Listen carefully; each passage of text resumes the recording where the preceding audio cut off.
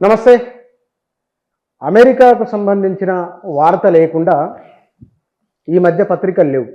TV ఛానల్లోనూ, యూట్యూబుల్లోనూ, social media అన్ని ప్లాట్ఫామ్లలో Trump నిర్ణయాలకు సంబంధించింది.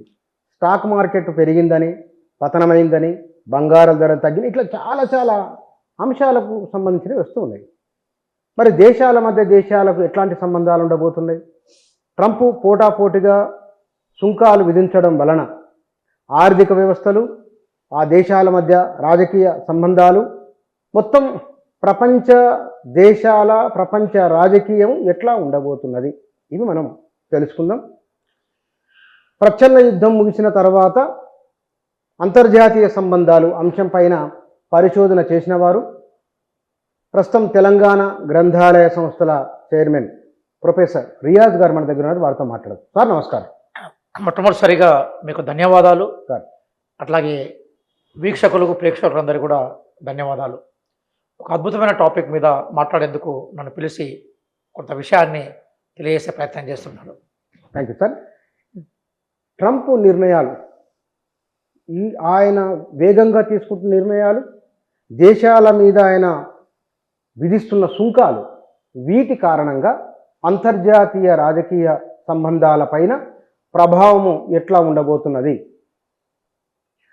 బుచ్చన్న గారు, ఖచ్చితంగా అంతర్జాతీయ రాజకీయ వ్యవస్థలో కొన్ని మార్పులు రాబోతూ ఉన్నాయి. ఎందుకోసం అంటే సోవియట్ యూనియన్ కొలాప్స్ అయిపోయిన తర్వాత బైపోలార్ సిస్టమ్, అంటే ద్విధ్రువ ప్రపంచం ఏదైతే ఉందో అది అంతమైపోయి ఏకధ్రువ ప్రపంచంగా మారి అమెరికన్ సెంట్రిక్ ఫారిన్ పాలసీని అన్ని దేశాలు అడాప్ట్ చేసుకున్నాయి. ఆ నేపథ్యంలోనే ప్రపంచం అంతా కూడా యూనిపోలార్ సిస్టానికి వచ్చినప్పుడు, ఆ యూనిపోలార్ సిస్టంలో అగ్రరాజ్యంగా అమెరికా ఉన్నప్పుడు అమెరికా తీసుకునే ఆర్థిక విధానాలు ప్రపంచం మీద ప్రభావం చూపుతుంటాయి. మనం చాలా రోజుల నుంచి ఎల్పిజి అని మాట్లాడుకుంటున్నాం. లిబరలైజేషన్, ప్రైవేటైజేషన్, గ్లోబలైజేషన్, సరళీకరణ, అట్లాగే ప్రైవేటీకరణ, ప్రపంచీకరణ. దీనికి ఆద్యులే అమెరికా కదా. అంటే అమెరికా ఆర్థిక విధానాలే ప్రపంచ ఆర్థిక విధానాలుగా మారినాయి కదా. కాబట్టి ఆర్థిక విధానాలను తమకు అనుకూలంగా మార్చుకునే క్రమంలో ప్రపంచంపై ఖచ్చితంగా ప్రభావం చూపబోతుంది. రాబోయే 5 ఏళ్లలో ప్రపంచం యొక్క ఆర్థిక సంబంధాల్లో కానీ ఆర్థిక విధానాల్లో కానీ పెను మార్పులు ఉంటాయి. ఆ మార్పులు భారతదేశం మీద కూడా ప్రభావం చూపుతాయి.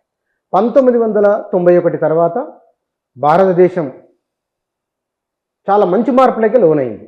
కొన్ని మైనస్లు ఉన్నప్పటికీ కోటాను కోట్ల ప్రజలకు ఉపాధి, ఉద్యోగము, సేవారంగము, విద్య, వైద్యము, అత్యంత కింది సామాజిక వర్గాలకు అవకాశాలు, ఒక మాటలో చెప్పాలంటే మొబైల్ ఫోన్ లాంటి వచ్చిన తర్వాత వాళ్ళ ఆత్మగౌరవం కూడా డెఫినెట్గా పెరిగినట్లే.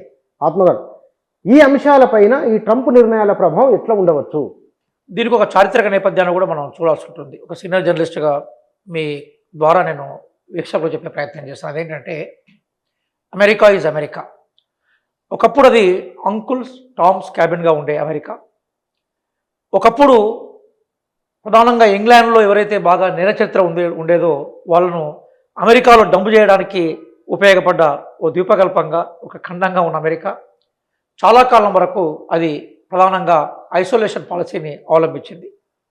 ఐసోలేషన్ పాలసీ అంటే ఏంటంటే అమెరికా డెవలప్ అయ్యేంత వరకు కూడా అమెరికా అంత బాగా డెవలప్ అయిందనే విషయం ప్రపంచానికి ఎవరికి తెలియదు. చాలా కాలం అమెరికా వలసలన్నీ కూడా బేసికల్గా ప్రధానంగా యూరోప్ కంట్రీస్ నుంచే పోయినాయి.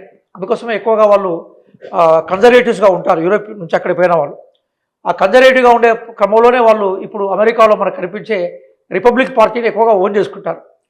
ఇక ఏషియా దేశాల నుంచి పోయిన వాళ్ళు కానీ, లేదా లేటెస్ట్గా అమెరికాకు పోయిన యూరోపియన్స్ కానీ వాళ్ళు ఎక్కువగా డెమోక్రటిక్ పార్టీని ఓన్ చేసుకున్న సందర్భాలు. ఇప్పుడు అమెరికా అనేది దాని ఏర్పాటే ఒక విప్లవం కదా. వాస్తవం ఏంటంటే దాదాపుగా ఆ రోజు 13 వలసలు, చిన్న వలసలుగా ఉండే అమెరికా రాష్ట్రాలన్నీ కూడా యునైటెడ్గా ఏర్పడి ఇంగ్లాండ్ వ్యతిరేకంగా పోరాడి 1776లో అమెరికా స్వతంత్ర ప్రకటన చేసుకున్నాయి వాషింగ్టన్ ఆధ్వర్యంలో. దాని తర్వాత ఫస్ట్ వరల్డ్ వార్ యుద్ధానికి ముందు కూడా అమెరికా ప్రపంచాన్ని ప్రభావితం చేసే దేశం కాదు. ఫస్ట్ వరల్డ్ వార్ టైంలో ఎప్పుడైతే పెరల్ హార్బర్స్ మీద దాడులు జరిగినాయి, first world war, second war టైంలో, అప్పుడు అమెరికా ప్రపంచంలోకి వచ్చింది. అంటే అప్పటిదాకా ఐసోలేషన్ పాలసీ అవలంబించిన అమెరికా దాని తర్వాత దాని ఫారిన్ పాలసీ ఏమైపోయిందంటే అమెరికా ఫస్ట్ అనే స్లోగన్ తీసుకుంది. ఇప్పుడు అమెరికా ఫస్ట్ అనే స్లోగన్ని ఛాంపియన్గా నిలబడ్డది ఇప్పుడు అక్కడ ఉన్న ట్రంప్. కాబట్టి అమెరికన్ కోణంలో చూసినప్పుడు, అట్లాగే అమెరికన్ ఫారిన్ పాలసీ కోణంలో చూసినప్పుడు, లేదా ఫారిన్ పాలసీలో అంటే అంతర్జాతీయ సంబంధాలు మనకు విదేశాంగ విధానాల్లో చూసినప్పుడు బేసికల్గా ఏ దేశానికైనా కూడా నేషనల్ ఇంట్రెస్ట్ అంటే జాతీయ ఆసక్తే ప్రధానంగా ఉంటుంది. ఆ జాతీయ ఆసక్తి ప్రధానంగా ఉంటుంది కాబట్టి అమెరికా ఫస్ట్ అనే స్లోగన్ ఏదైతుందో అది అమెరికన్స్ని బాగా అట్రాక్ట్ చేసి ట్రంప్ మొట్టమొదటిసారిగా ఆ దేశంలో తిరుగులేని శక్తిగా ఎదిగేందుకు అవకాశం వచ్చింది. కానీ ఆ 4 ఏళ్ల టైంలో ఆయన ఇచ్చిన ఫస్ట్ టర్మ్లో డెమోక్రటిక్స్ బాగా ఫైట్ చేస్తారు. ఆయన సంస్కరణలకు సంబంధించిన విషయాల మీద కొన్ని రిస్ట్రిక్షన్స్ ఉండే, అందుకు ఓడిపోయినాడు. మళ్ళీ ఈసారి వచ్చిన తర్వాత ఖచ్చితంగా తన ముద్ర వేసుకోవాలనుకుంటున్నాడు. సరే, అది ప్రపంచం మీద ఏ రకమైన ప్రభావం చూపుతుందనేది పాజిటివ్ నెగిటివ్ అని మనం మాట్లాడుకునే కోణంకి ముందు మొట్టమొదటిసారిగా మనం అంగీకరించాల్సిన వాస్తవం ఏంటంటే ప్రపంచంపై మాత్రం ఇప్పుడు వీటి ప్రభావం ఉంటుందని మాత్రం మనం అంగీకరించాల్సిందే. అది కదా 1991 తర్వాత ఆనాడు బిల్ క్లింటన్, ఆ తర్వాత జార్జ్ బుష్, ఆ తర్వాత ఒబామా, ఇట్లా ఈ మొత్తం పరంపర తీసుకుంటే కనుక భారతదేశంతో ఉన్న సంబంధాలు, అమెరికాకు మన వాళ్ళు వెళ్ళి చదువుకోవడము, వ్యాపారాలు చేసుకోవడము, అక్కడ నుంచి ఇక్కడికి పెట్టుబడులు రావడం. సరే, పెట్టుబడుల వలన ఎన్ని ఉద్యోగాలు వచ్చినాయి అనేది ఒక అంశం ఉంది. అట్లా ఎంత జీతాలు ఎంత మెరుగుదల ఒకటినప్పటికీ ఈసారి ఈ వేగంగా తీసుకునే లేదా వేగంగా విధిస్తున్న సుంకాల ప్రభావంతో ఏమైనా తిరోగమనం ఉండే అవకాశం, తిరోగమనం ఉంటుందా?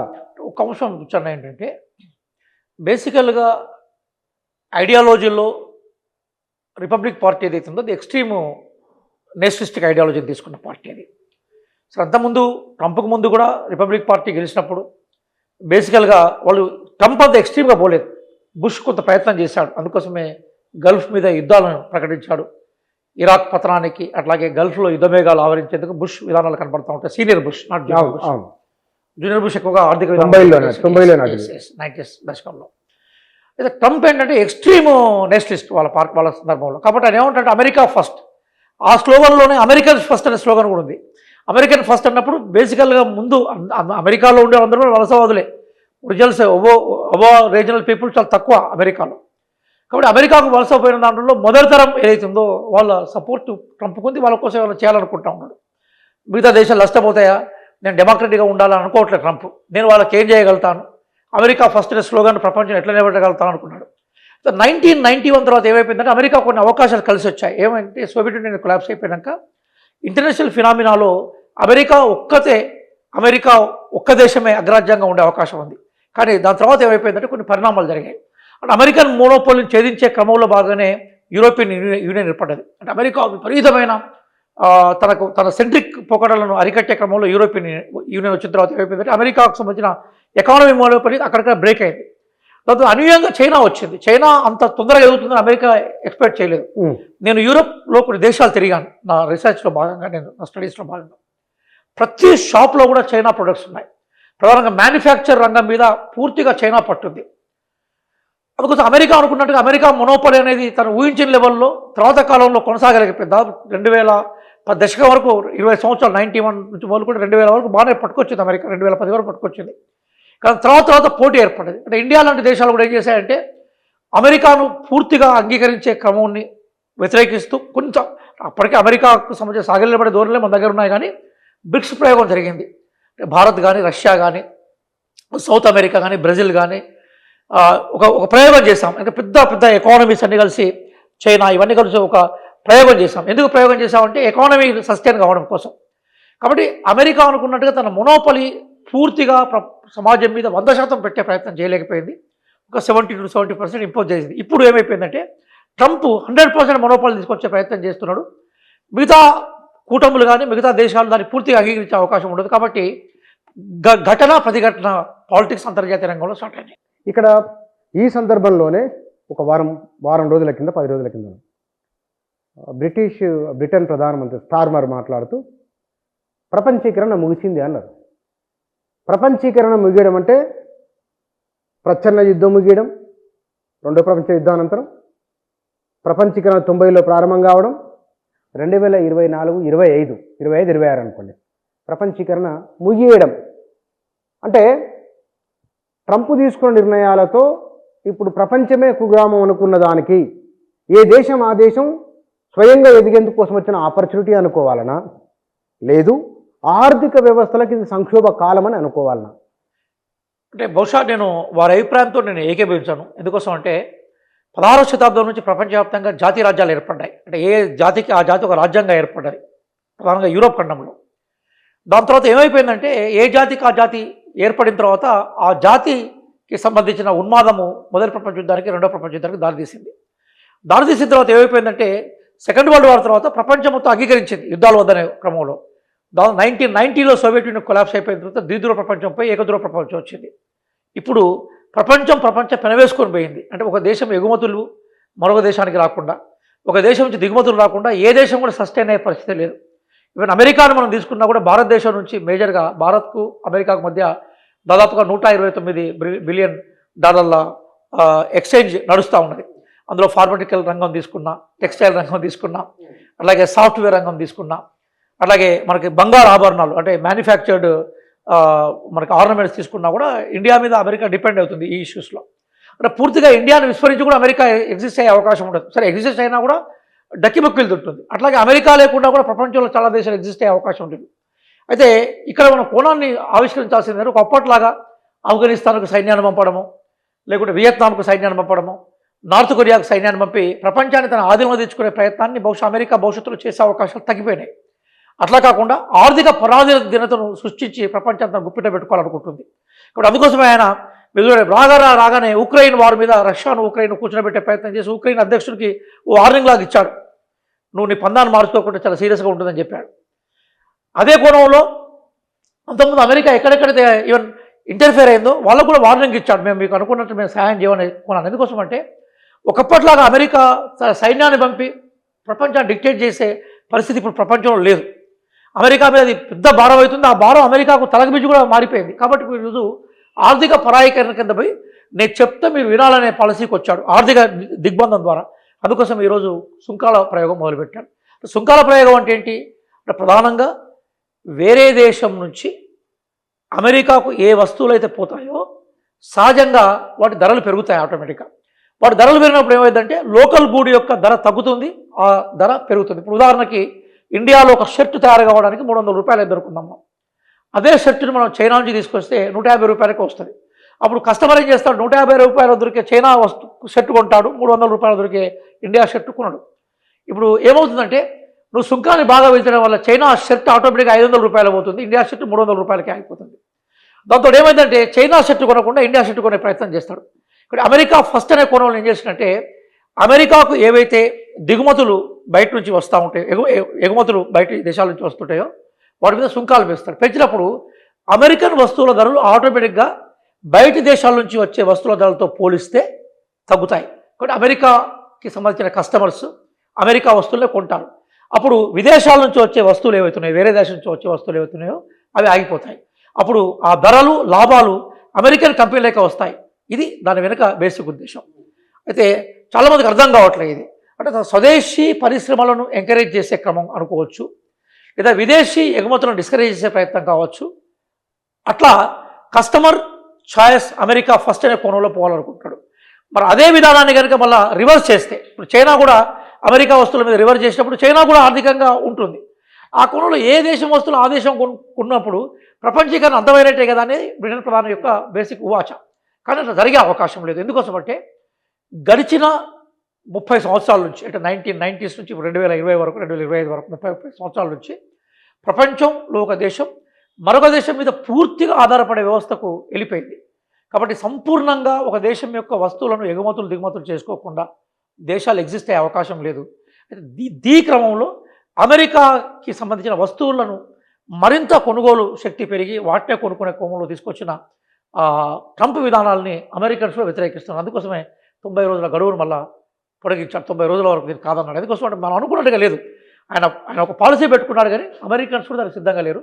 కానీ ఒక విషయం మాత్రం గుర్తుపెట్టుకోవాలి, ట్రంప్ ఏకపక్షంగా వ్యక్తిగా తన విధానాలని అమెరికన్స్ మీద ఇంపోజ్ చేసే అవకాశం లేదు. ఎందుకంటే అమెరికాకు ఒక చైతన్యం ఉంది. వియత్నాం మీద అమెరికా దాడి చేసినప్పుడు లక్షలాది మంది అమెరికన్స్ వచ్చి ప్రదర్శన చేశారు వియత్నాం సైన్యం ఉపసంచుకోవాలని. అది ఇరాక్ మీద జరిగినప్పుడు అట్లా జరిగింది, ఆఫ్ఘనిస్తాన్ మీద జరిగినప్పుడు అట్లా జరిగింది. కాబట్టి ప్రజలు నేను చెప్పింది ప్రతిదీ కంప్లీట్గా వింటారనే అభిప్రాయాలు ట్రంప్ అనుకోవడం రైట్ కాదు. అమెరికన్స్ డెమోక్రటిక్ చైతన్యం ఉన్న ప్రాంతమే. కాబట్టి బహుశా ట్రంప్కి పాక్షికంగా కొంత విజయం సాధించినా కూడా కొంతకాలం తర్వాత తన విధానాల్లో కొంత వెసులుబాటు ఇవ్వక రావచ్చు, కానీ ప్రపంచీకరణ ఆగదు. ఇక్కడ ఇంకో చైనాకు 140% పైగా సుంకాలు విధిస్తున్నట్టు చెప్పిండు ఆయన. చాలా వెనక్కి తగ్గట్లేదు అసలు. ఒకవేళ అదే జరిగితే భారత్ చైనా మధ్య మంచి సంబంధాలు ఉంటాయి. షీ జిన్పింగ్ అయిన భారత్తో సత్సంబంధాల కోసం ప్రయత్నం చేద్దాము, ఇరు దేశాల మధ్యన సమస్యలు పరిష్కారం చేసుకుని అంటున్నారు కదా. ఈ నేపథ్యంలో భారత్ చైనా సంబంధాలు ఎట్లా ఉండవచ్చు? అంటే నిజంగా దేశభక్తుడిగా అట్లాగే దేశాన్ని ప్రేమించే వాళ్ళుగా మనం కోరుకున్న విషయం ఏంటంటే, బహుశా ఇప్పుడు మన వీక్షకుల్లో చాలామందికి నచ్చకపోవచ్చు నేను చేసే కామెంట్. ఇక్కడ బాగా గుడ్డి వ్యతిరేకత, గుడ్డి అనుకూలతతో ఉండే జనం ఎందుకో సైకలాజికల్ తయారైన సందర్భంలో మనం మాట్లాడుతున్న నేపథ్యం ఇది. ఏషియా ఫస్ట్ అనే స్లోగన్ అనేది భారతదేశానికి ఎక్కువగా ఉపయోగపడుతుంది. ఏషియా ఫస్ట్ అంటే ఏషియా ఫస్ట్ అంటే ఎందుకు అట్లా వీ హ్యావ్ టు మనం ఏషియా ఫస్ట్ అంటే అర్థం ఏంటంటే, ప్రపంచంలో వలసీకరణ వల్ల బాగా నష్టపోయిన ఖండం ఆసియా ఆఫ్రికా ఖండాలే. ప్రపంచం రెండవ ప్రపంచ యుద్ధం తర్వాత స్వతంత్రం పొందిన దేశాలు ఇవన్నీ కూడా. కానీ ఇప్పటికి కూడా ఈ దేశాలన్నీ కూడా ఆర్థిక పరాధీనత కొనసాగిస్తూ ఉన్నాయి. ప్రధానంగా యూరోపియన్ కంట్రీస్ కానీ అమెరికా కానీ ఈ దేశాలను తన గుప్పిట్లో పెట్టుకున్నాయి. అందుకోసమే ఏషియా ఆఫ్రికా లాంటి కంట్రీస్ అమెరికా చెప్పుచేతుల్లోకి పోయినాయి. ఇప్పుడు కూడా మనం ఫారిన్ పాలసీ ఎంత అద్భుతంగా మనం బయటికి మాట్లాడినా కూడా చాలా సందర్భాల్లో అమెరికా లొంగుబాటు విధానం కనిపిస్తూ ఉంటుంది. కాబట్టి China, Bharat, Brazil, Russia, China, Bharat, Brazil, Russia, south America, ఇవి ఆర్థికంగా చాలా అద్భుతమైన సెక్షన్స్. బ్రిక్స్ దేశాలుగా మనం పిలుస్తున్నాం. ఈ దేశాలే గనక ఖచ్చితంగా నిలబడగలిగితే అమెరికా విధించే సుంకాలను ఎదుర్కొనే అవకాశం మనకున్నది. ఎందుకంటే బిగ్ మార్కెట్ కదా. ఇప్పుడు ఇండియా, చైనా, బ్రెజిల్, అట్లాగే సౌత్ అమెరికా, ఈ దేశాలకి వస్తువులు రాకుండా, వస్తువులను పంపకుండా అమెరికా ఆర్థికంగా సస్టైన్ కాలేదు. నేను ఛాలెంజ్ చెప్తున్నా అంతర్జాతీయ పరిశోధక విద్యార్థిగా. అయితే మనం ఏం చేస్తున్నాం అంటే మార్కెట్ని అప్పనంగా అప్పగిస్తున్నాం అమెరికాకి. నువ్వు అదే షరతులు కనుక అమెరికా మీద విధిస్తే తప్పనిసరిగా అమెరికా చాలా విషయాల్లో నేను అంగీకరించక తప్పదు. అందుకోసము ఇండో చైనా బాయి బాయి ఒక నినాదం కూడా చాలా కాలం క్రితం ఉండే నినాదమే. దాన్ని తిరిగి తెచ్చుకోవడం అనేది ఇప్పుడు ఇండియన్ ఎకానమీకి అవసరమే. బౌండరీలో కొన్ని సమస్యలు ఉన్నాయి, అవి పరిష్కరించుకోవడానికి అవకాశం ఉన్న సమస్యలు. ఇప్పుడు చైనా మీద కూడా ఒత్తిడి ఉంది. ఏ ఒత్తిడి ఉందంటే అమెరికాను ఎదుర్కొనే క్రమంలో భారత్ యొక్క మిత్రత్వము చైనాకు ఉపయోగం ఉంటుంది. ఎందుకంటే రెండు దేశాలు కలిస్తే దాదాపుగా 300 కోట్ల జనాభా, ప్రపంచంలో సగం జనాభా. అందుకోసం మార్కెట్ మొత్తం నిర్ధారించగలుగుతూ ఉంటాయి. కానీ అమెరికన్ మొనోపలిని కనుక మనం ఎదుర్కోవాలనుకున్నప్పుడు నేను అంతర్జాతీయ పరిషత్ విద్యార్థిగా చెప్తున్నాను, భారత్ చైనా మధ్య మిత్రత్వం ఉండాలని మనం కోరుకోవాలి. ఉండే అవకాశం ఉందా అంటే కొన్ని సందర్భాల్లో ఏ దేశానికైనా ఫారిన్ పాలసీలు అంటే అంతర్జాతీయ సంబంధాల్లో జాతీయ ప్రయోజనాలు important. National interest are first priority maintaining our foreign policy. కాబట్టి చైనా ఈరోజు కంపల్సరీగా భారతదేశం వైపు చూడక తప్పదు. ఎందుకోసం అంటే చైనా మీద మీరు చెప్పినట్టుగా దాదాపుగా 147% ఇంపోజ్ చేశారు. ఇండియా మీద 27%, అది ఇంకా పెరిగే అవకాశం కూడా ఉందని చెప్తున్నారు. కాబట్టి మన విదేశాంగ మంత్రి జయశంకర్ గారు కూడా అదే అభిప్రాయం వ్యక్తం చేశారు. అంటే అమెరికాతో నెగోషియేషన్ తప్ప వేరే మార్గం లేదు. అంటే అమెరికాను మనం డిక్టేట్ చేసే పరిస్థితులు లేవన్నారు. ఫ్యాక్ట్ కదా. మనం ఏమంటున్నాం, నువ్వు డిక్టేట్ చేసే పరిస్థితి లేనప్పుడు కనీసం కంట్రోల్, డిక్టేట్ అంటే నువ్వు దాన్ని డిటర్మైన్ చేయకపోవచ్చు, కానీ కంట్రోల్ అనేది చేయాలి కదా. వాళ్ళు అది చేసే ఇంపోజిషన్ కొంత తగ్గించే ప్రయత్నం చేయాలి కదా. అప్పుడు ఈరోజు మన దగ్గర 2 దేశాలు ఉంటాయి మనకి, భూటాన్, నేపాల్. ఒక్కోసారి భారత్ మీద అలుగుతాయి, అలిగి చైనా దగ్గరికి పోయి వాళ్ళకి కావాల్సిన పట్టుకొచ్చుకుంటాయి. చైనా మీద అలిగి భారతదేశం దగ్గరికి వచ్చి మన దగ్గర వాళ్ళకి ఏం కావాలో తీసుకునే ప్రయత్నం చేస్తాయి. ఇది is diplomacy. International relations are nothing but diplomatic relations కదా. కాబట్టి భారత్ చైనా మధ్య ఐక్యత కోరుకోవడము, అట్లాగే భారత్ చైనానే కాదు, ఇప్పుడు నేను చెప్పిన బ్రిక్స్ దేశాల మధ్య ఐక్యత కోరుకోవడం మనం దాన్ని ఆహ్వానించాలి. ఉదాహరణకి చైనా ఉంది. చైనా చాలా చాలా చాకచక్యంగా ఏం చేసింది అంటే ఆఫ్రికన్ ఎకానమీలో చొరబడ్డది కదా, శ్రీలంకన్ ఎకానమీలో కూడా చైనా చొరబడ్డది కదా, మాల్దీవియన్ ఎకానమీలో చొరబడ్డది. ఒకప్పుడు భారతదేశం చేసేది. ఇప్పుడు మోడీ గారి ఫారిన్ పాలసీ మీద నేను సరే ఇప్పుడు విమర్శ చేసేందుకు సందర్భం కాదు, కానీ 10 ఏళ్ల టైం ముందే ఉండేదంటే చైనా కానీ, భూటాన్ కానీ, మనకి నేపాల్ కానీ, భూటాన్ కానీ, శ్రీలంక కానీ, మాల్దీవన్ ఎకానమీ, బంగ్లాదేశ్ ఎకానమీ భారతదేశం డిసైడ్ చేసేది. మన మీదే వాళ్ళు ఆధారపడి ఉండేది. ఇప్పుడు ఆ పరిస్థితి లేదు.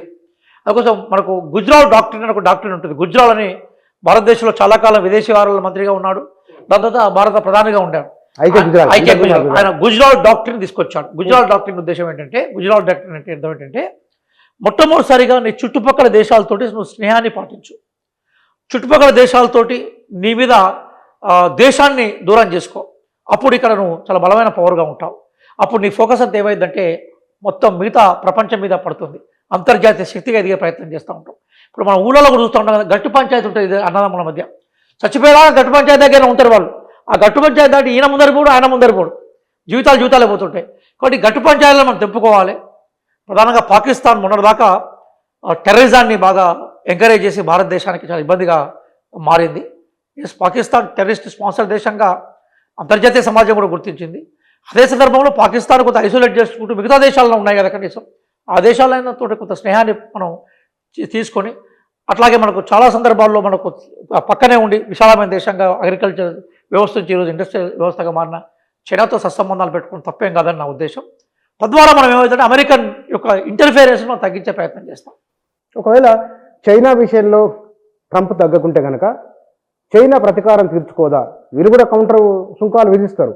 ఒకవేళ అదే జరిగి ఈ రెండు దేశాల మధ్య కనుక పూర్వం రష్యా అమెరికాకు ఉన్నట్లుగా ఇప్పుడు అమెరికా చైనా అయింది అనుకుందాం, ఈ రెండు దేశాల మధ్య ప్రపంచం బైపోలార్ సిస్టమ్ అయితే కనుక ప్రపంచ ఎగుమతులు దిగుమతుల పైన, ప్రపంచ ఆర్థికం, విద్య, వైద్యాల పైన ఎట్లా ప్రభావం ఉండవచ్చు? అంటే ఇప్పుడు ఒక విషయం సార్, ఇప్పుడు మనం ఇప్పుడు మార్కెట్ పోతే మన దగ్గర మొన్నదాకా చైనా గూడ్స్, చైనా బజార్ అని మన హైదరాబాద్లో కూడా చాలా ఉన్నాయి.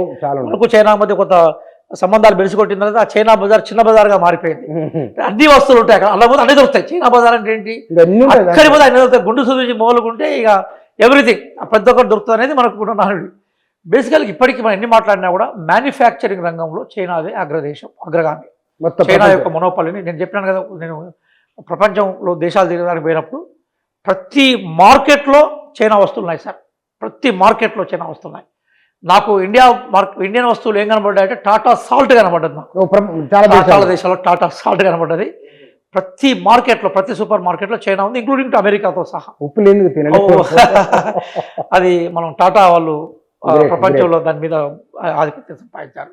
అయితే ఎందుకు చెప్తున్నా అంటే చైనా మ్యానుఫ్యాక్చర్ కనుక వెనక్కి వెళ్ళిపోతే, మీరు చూడండి చైనాకు మన మధ్య ఎప్పుడైతే కొంత సంబంధాల్లో బెడిసికొట్టిన తర్వాత చైనా కూడా సాగిపోయినాయి. ఒక్కసారి మన వస్తువుల ధరలు కొనడానికి కూడా రెడీగా లేకుండే మన మార్కెట్ అంతా ఎవరి చేతుల్లో ఉంది? గుజరాతీల చేతుల్లో ఉన్నది. ఒక్కసారి ఆ గుజరాతీలకు వాళ్ళకు ఆర్థిక లాభాలు తప్ప దేశ లాభాలు ఇంపార్టెంట్ కాదు. నేను మళ్ళీ చెప్తాను, వెనకపోకుండా గుజరాతీ వ్యాపారస్తులకి, గుజరాతీ పేద పేర్లతో మనకేం గొడవ ఉండదు. గుజరాతీ పేద పేర్లను మనం అంగీకరిస్తాం, ప్రేమిస్తాం. Gujarat part of our India, we love them. కానీ గుజరాత్ నుంచి వచ్చిన క్యాపిటలిస్ట్ సెక్షన్స్ ఏవైతున్నాయి వాళ్ళకు కనికరే ఉండదు. ఇప్పటికీ అమెరికా మార్కెట్లో వాళ్ళు ఇండియా నుంచి పోయిన పెట్టుబడిదారులు వాళ్ళే ఎక్కువ ఉన్నారు. గుజరాత్ వాళ్ళు ఒక్కసారి అమాంతం ధరలు భయంకరంగా పెంచినారు. ఎస్పెషల్లీ మోటార్ ఫీల్డ్కి సంబంధించిన ఫీల్డ్లలో, అట్లాగే సాఫ్ట్వేర్ అంటే ఎస్పెషల్లీ మనకు హార్డ్వేర్కి సంబంధించిన పరికరాల కొనుగోలులో ధరలు అమాంతం పెరిగిపోయినాయి. కానీ మనం దేశం మనకు ఫస్ట్ కాబట్టి మనం భరించగలిగినాం. కానీ అదే కనుక భవిష్యత్తులో జరిగితే చైనాకి సంబంధించిన మ్యానుఫ్యాక్చర్ రంగంలో ఉండి వచ్చిన వస్తువుల దిగుమతులు కనుక వేరే దేశాలు కనుక ఆపేస్తే ఇబ్బంది పడుతుంది. మన పెట్రోల్ పరిస్థితిలాగా మారిపోతుంది. మన పెట్రోల్ ఒకప్పుడు ఎక్కడి నుంచి వచ్చేది? మనకి ఇరాన్ నుంచి వచ్చేది కదా. ఇరాన్ నుంచి వచ్చేది చాలా కంఫర్టబుల్ ఉండేది. మనం అమెరికా యొక్క ఒత్తిడితో ఇరాన్ నుంచి పెట్రోల్ బంద్ చేసుకున్నాం మనం.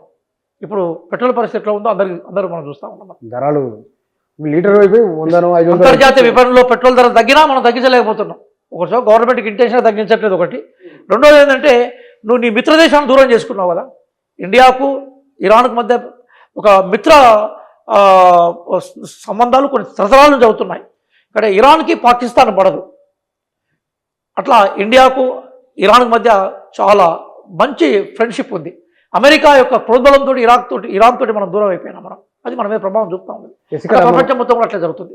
ఇక మనం అమెరికా కనుక మాట వినకుంటే, ట్రంప్ ఇట్లే ఉంటే కనుక అమెరికా, చైనా, రష్యా, ఇండియా పెద్ద దేశాలు మూడు, బ్రెజిల్ కూడా ఒకటి. బ్రెజిల్ కూడా అమెరికాతో హ్యాపీగా లేదు. ఒకవేళ ఒక కామన్ ఎకానమీ లేదా కామన్ కరెన్సీ ఏమన్నా అట్లాంటి సరికొత్త ఆర్థిక పరిణామాలు తలెచ్చే సూచన ఏమన్నా ఉందనుకోవచ్చు? కామన్ కరెన్సీ అంత లోతుగా మన మధ్య సంబంధాలు ఏర్పడలే కానీ ఎక్స్పోర్ట్స్ ఇంపోర్ట్స్ లో ఎక్స్చేంజ్ పెంచవచ్చు. ఎందుకంటే ఇప్పుడు నేను చెప్పినట్టుగా south America, China, India, Brazil, Russia ఏదైతుందో ఇవి చాలా పెద్ద కంట్రీస్, పాపులేషన్ రీత్యా చాలా పెద్ద కంట్రీస్. కాబట్టి ఇక్కడ యూరోప్ ఉన్నా కూడా యూరోప్ చాలా చిన్న పాపులేషన్. యూరోప్ మొత్తం ఖండం జనాభా మన యూపీ అంతా ఉంటుంది.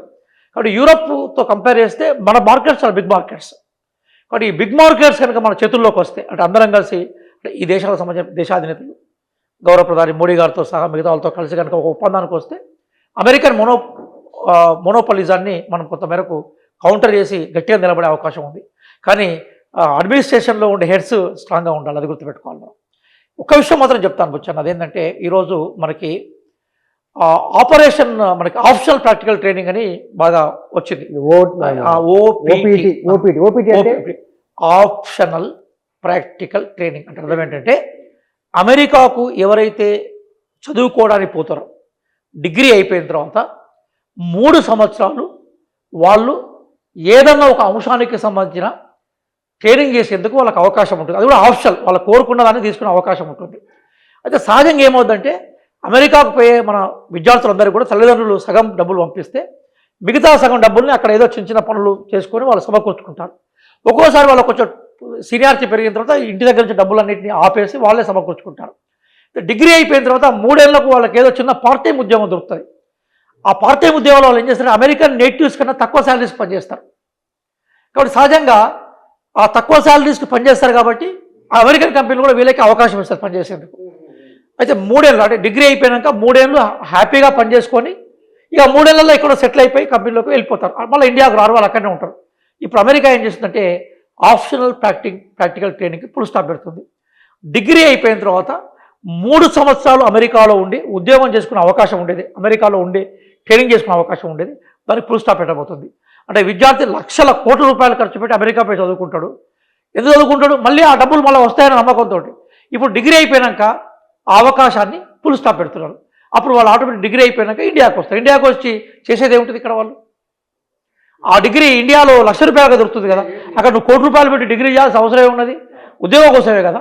ఆ అవకాశం పోయినప్పుడు ఇండియన్ విద్యార్థులు అమెరికాకు పోవడం తగ్గిపోతుంది.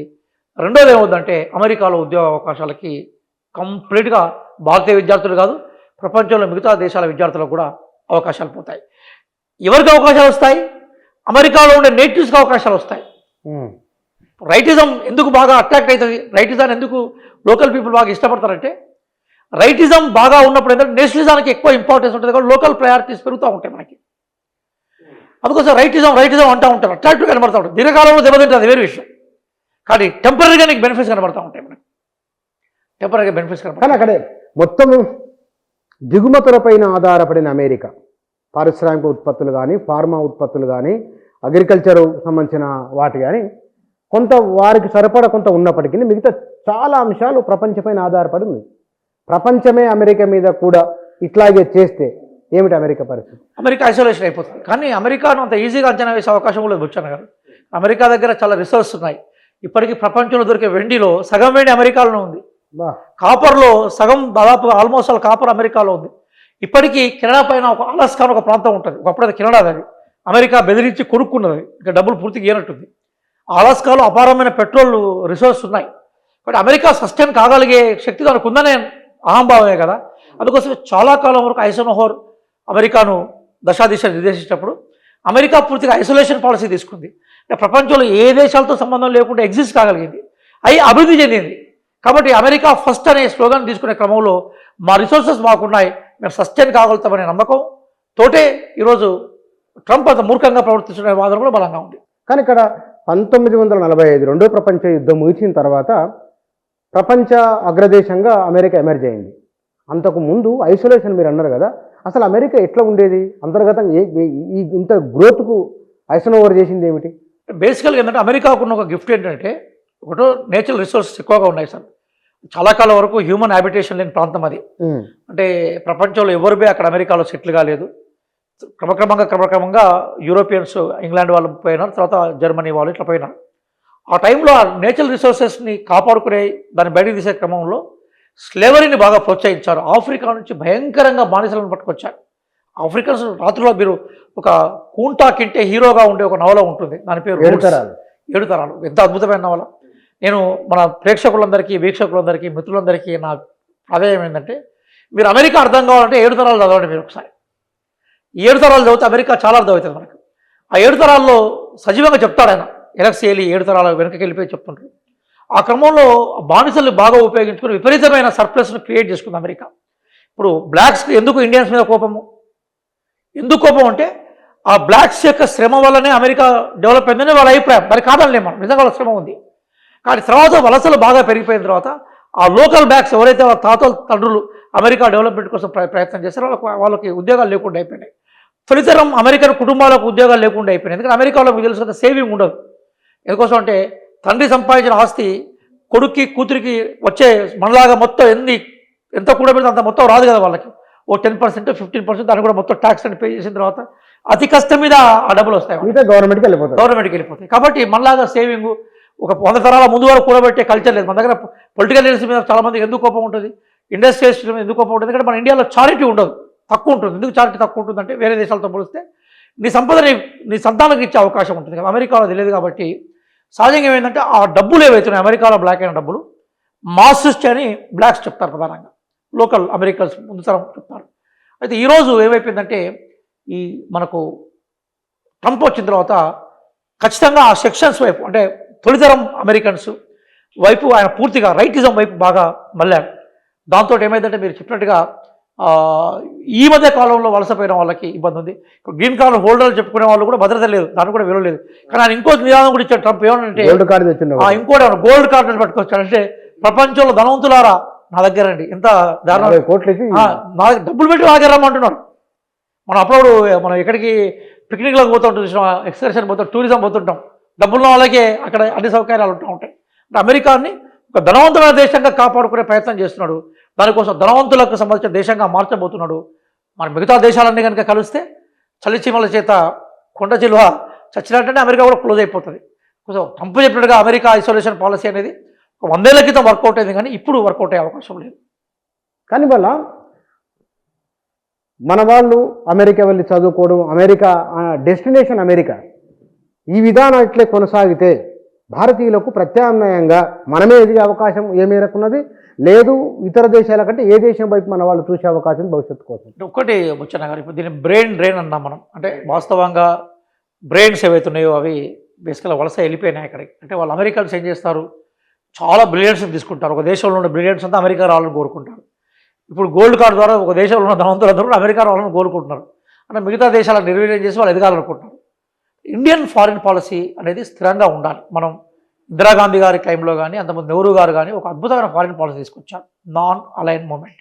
అంటే మనము దేంట్లో విలీనం కాకుండా రష్యా కూటమిలో కానీ అమెరికా కూటమిలో విలీనం కావద్దు అనుకున్నాం మనం, ఇండిపెండెంట్.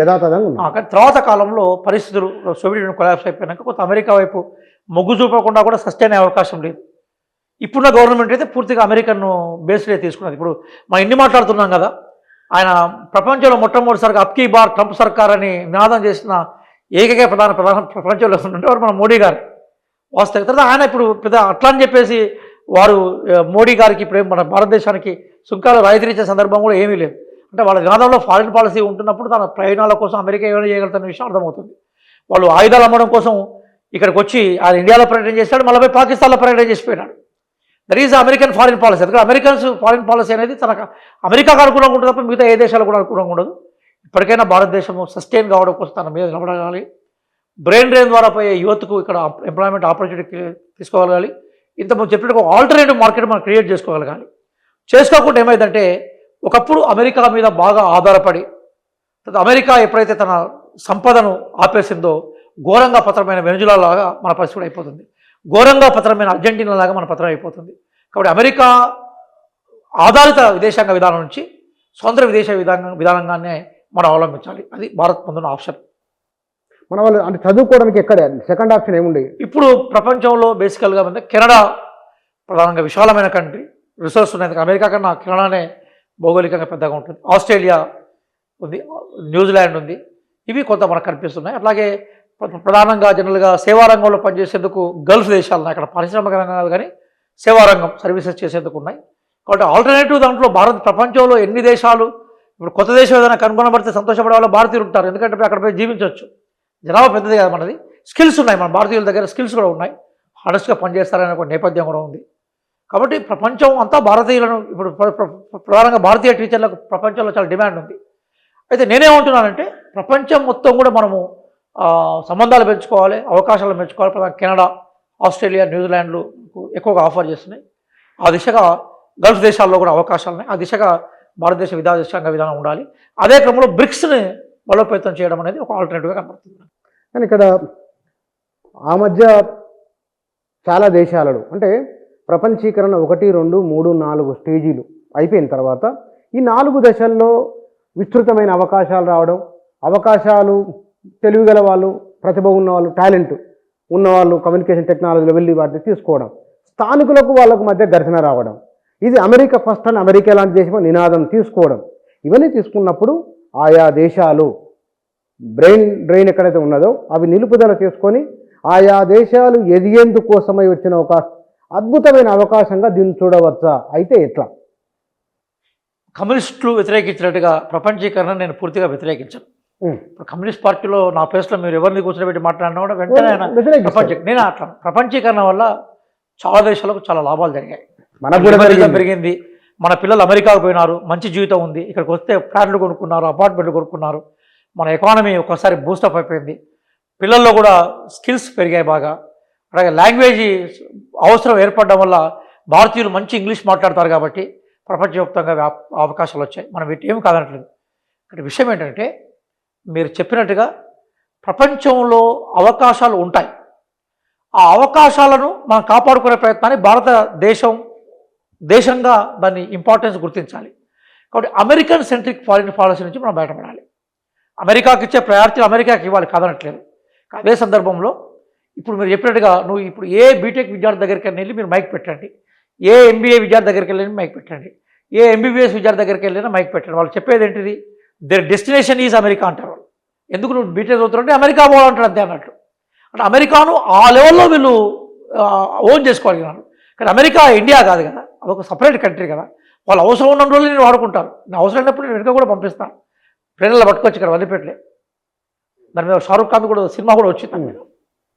నేనేమంటున్నానంటే ఖచ్చితంగా అవకాశాలు అమెరికా కనుక కొన్ని కఠినమైన విధానాలు పెట్టినప్పుడు ఒక 10 ఏళ్ళ దాకా ఒక జనరేషన్ సఫర్ అవుతుంది. మనం ఇలా ట్రైనింగు, మెంటల్ ట్రైనింగు పోవాలి, అక్కడ చదువుకోవడం, అక్కడ ఉద్యోగం చేయించడానికి ఒక 10 సంవత్సరాల నుంచి 5 సంవత్సరాల ముందు 5 సంవత్సరాల వెనక ఫిక్స్ అయిన జనరేషన్ మీద ప్రభావం ఉంటుంది. ఒక 10 ఏళ్ళ వరకు అమెరికాకు పోవాలనుకున్న విద్యార్థులు మాత్రం ఖచ్చితంగా సఫర్ అవుతారు. పోయిన వాళ్ళు పోవాలనుకుంటాం వాళ్ళు డెఫినెట్గా ప్రభావం ఉంటుంది. అమెరికా తీసుకుంటున్న నిర్ణయాల కారణంగా అమెరికాలో ఆందోళన వ్యక్తమవుతున్నది. కానీ ప్రపంచ దేశాలు, ప్రధానంగా ఆసియా దేశాలలో ట్రంప్ తీసుకున్న నిర్ణయం తప్పని పెద్ద ర్యాలీ కానీ సభ కానీ జరిగినట్లు నేను ఎక్కడ గమనించలేదు. జరిగిందో నాకు తెలియదు. చాలా బాగా చెప్పారు. అంటే బహుశా మనకు జర్నీ జెఫర్సన్ అంటాడు, ఏమంటాడంటే unless the people are aware the concept of democracy will not be successful one. అంటే ప్రజలకు చైతన్యం లేనప్పుడు ప్రజాస్వామ్యం అనే ప్రక్రియకు అర్థం లేదంటాడు. బహుశా ఈ మధ్యకాలంలో ఈ గ్లోబలైజేషన్ ఫినామినా వచ్చిన తర్వాత, ఎల్పిజి వచ్చిన తర్వాత పోరాటాలకు చాలా అవకాశాలు ముఖ్యమైపోయినాయి. డోర్స్ అన్ని క్లోజ్ అయిపోయినాయి. ప్రజలు మొబైల్నే మొత్తం జీవితంగా మార్చుకున్న తర్వాత వీధుల్లోకి వచ్చి పోరాటం చేయడం బాగా తగ్గిపోయింది. కాబట్టి ప్రపంచంలో మీరు అన్నది విషయాన్ని ఒప్పుకుంటాను. కానీ అదే సందర్భంలో కొన్ని జాగ్రత్తలు కూడా తీసుకుంటున్నారు. ఇలా ఏదో న్యూస్ పేపర్లో చదివాను నేను, అమెరికా మమ్మల్ని బెదిరియలేదు ఎందుకంటే మేము చైనీయులం అని ఎవరో స్టేట్మెంట్ ఇచ్చారు. మంత్రి తెలుగు దినపత్రిక ప్రముఖంగా ప్రచురించింది ఈరోజే. ఎందుకంటే మేము చైనీయులం అని చెప్పారు. అలాగే భారతీయులు కూడా బలంగా చెప్పగలగాలి. కానీ మన దగ్గర 10 సంవత్సరాల నుంచి ఏమైపోయిందంటే అమెరికాను ఒక భూతల స్వర్గంగా చూపెట్టి అమెరికాకు పాదాక్రాంతమయ్యే ఫారిన్ పాలసీ తీసుకోవడం అనేది, అమెరికా లేకుండా మనం లేవనే ఒక ఈ విషయాన్ని ఇంజెక్ట్ చేశారు. ఆ భ్రమ నుంచి బయటపడాలి. అమెరికా లేక ముందుకు భారతదేశం ఉంది. భారతదేశం యొక్క నాగరికత సింధు నది దగ్గర స్టార్ట్ అయితే అమెరికన్ నాగరికత 15వ శతాబ్దం నుంచి స్టార్ట్ అయింది కదా. అమెరికా కన్నా ముందు భారతదేశం ఉంది, ఆ విషయం గుర్తుపెట్టుకోవాలి. కానీ మన దగ్గర పాలక వర్గాలు ప్రధానంగా అమెరికన్ సెంట్రిక్ ఫారిన్ పాలసీ తీసుకొని అమెరికాను చాలా గొప్పగా ఆవిష్కరించడం వల్ల ఏమైపోయిందంటే మనం అమెరికా లేకుంటే ఎట్లా అనే ఒక అభిప్రాయానికి వచ్చినది రైట్ కాదు. అమెరికా లేకుండా ఇండియా ఉండగలుగుతుంది. ఎందుకంటే మనది అగ్రిగేరియన్ బేస్డ్ ఎకానమీ. ఈరోజు చైనా అంత ధైర్యంగా ఎందుకు ఉందంటే చైనా చాలా మందికి అర్థం కాకపోవచ్చు, కానీ చైనా మొట్టమొదటిసారిగా అగ్రికల్చర్ రెవల్యూషన్ బాగా సక్సెస్ చేసుకున్నారు. వాళ్ళు వ్యవసాయ మిగులు దగ్గర బలంగా ఉన్నప్పుడు మిగతా పారిశ్రామిక రంగంలో కానీ సర్వీస్ సెక్టర్ అంటే రెండో రంగం, ద్వితీయ రంగం, తృతీయ రంగంలో ఆటంకాలు ఏర్పడ్డా కూడా ఈ ప్రధాన రంగం, ప్రాథమిక రంగం దాన్ని కాపాడుతుంది. ఇండియా ఇప్పుడు ఆ దిశగా ఆలోచించాలి. చూడాలి. Thank you. అమెరికా అధ్యక్షులు ట్రంప్ చాలా దూకుడుగా ఆయన వ్యవహరిస్తున్నారు. నిర్ణయాలు అట్లే ఉన్నాయి. ఆయన నిర్ణయాల ప్రభావము ప్రపంచ ఆర్థిక వ్యవస్థలపైన, ప్రపంచ రాజకీయాలపైన, ప్రధానంగా మన దగ్గర చదువుకోవడానికి వెళ్ళేవారు, ఉద్యోగాలు చేస్తున్నాం అనుకునేవారు, ఈ అన్ని అంశాలకు సంబంధించి వారి అభిప్రాయాలు. Thank you.